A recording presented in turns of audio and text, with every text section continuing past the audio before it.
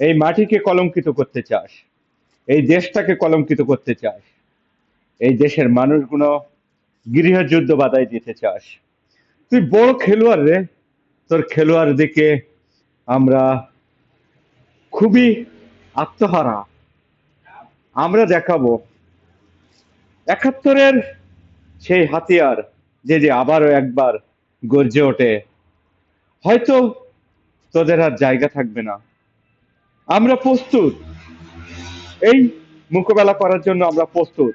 তোর মতন দালাল, তোর মতন রাজাকার, তোর মতন কুখ্যাত হানাদার বাহিনী হয়তো আমরা নিপাত করব ইনশাল্লাহ শক্ত হাতে।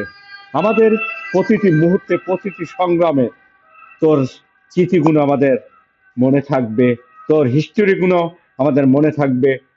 তোর কলিজার ভিতরে কতটুকু মায়া আর কতটুকু